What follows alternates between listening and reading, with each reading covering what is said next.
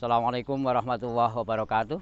Perkenalkan, nama saya Ahmad Fauzi SPD, calon guru penggerak dari SMP Negeri 28 Semarang, Angkatan 4. Pada kesempatan ini, saya akan memberikan refleksi kritis filosofi pendidikan Indonesia menurut Ki Hajar Dewantara.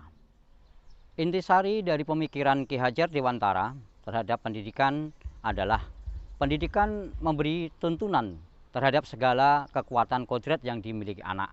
Artinya dalam pendidikan itu menuntun peserta didik agar kekuatan dan potensi yang mereka miliki bisa berkembang. Berikutnya menurut Ki Hajar Dewantara, pendidikan adalah tempat persemaian benih-benih kebudayaan dalam masyarakat.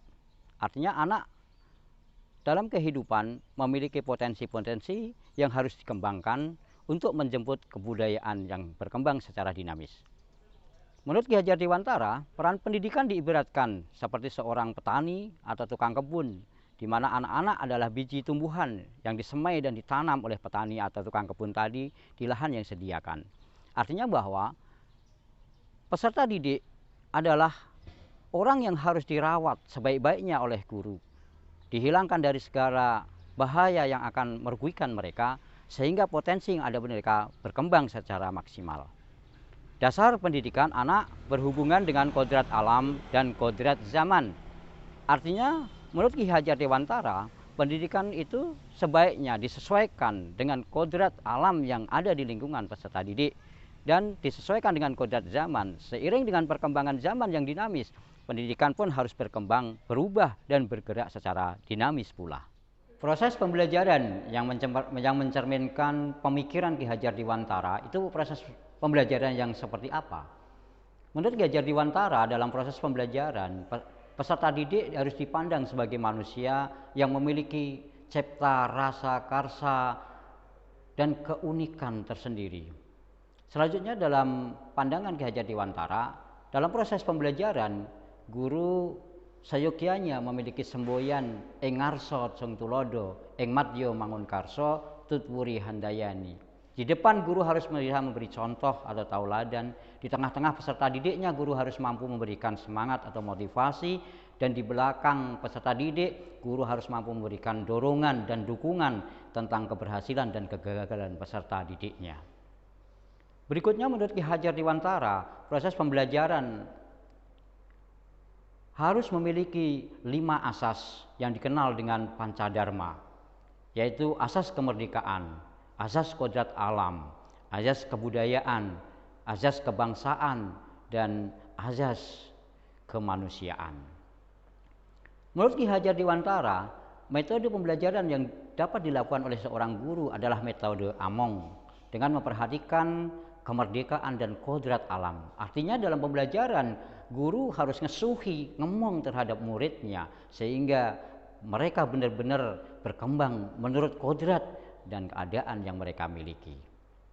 Menurut Ki Hajar Dewantara juga bahwa proses pembelajaran itu tidak hanya berlaku dalam satu lingkungan pendidikan, tetapi menurut beliau bahwa pendidikan itu bisa dilaksanakan dalam trisentra pendidikan, yaitu lingkungan keluarga, lingkungan sekolah atau paguron, dan lingkungan masyarakat. Lalu, hal-hal apa yang dapat dilakukan oleh guru agar proses pembelajaran sesuai dengan pemikiran Ki Hajar Dewantara? Dalam proses pembelajaran, guru hendaknya menghargai, memperhatikan segala potensi dan keunikan peserta didiknya. Dalam proses pembelajaran, guru senantiasa menjadi contoh, tauladan bagi peserta didik dalam sikap dan perilakunya, mampu memberikan motivasi terhadap peserta didiknya, serta mampu memberikan dorongan semangat agar peserta didik mampu meraih hasil belajar yang optimal. Dalam proses pembelajaran, guru pun harus memberikan kebebasan peserta didiknya dalam berpikir, memilih media, sumber belajar sesuai dengan kemampuan yang dimiliki. Dalam proses pembelajaran juga, guru hendaknya mengaplikasikan 5 asas Pancadharma yang telah diberikan oleh Ki Hajar Dewantara. Dalam proses pembelajaran yang dilakukan guru hendaknya juga ngemong, bimbing peserta didiknya berdasarkan keleluasaan berpikir dan potensi yang dia miliki. Dalam proses pembelajaran juga guru hendaknya memahami bahwa pusat pendidikan tidak hanya tergantung di sekolah, tetapi ada di keluarga dan masyarakat. Maka guru perlu mengembangkan proses pembelajaran dengan memanfaatkan berbagai sumber belajar yang ada di lingkungan peserta didiknya.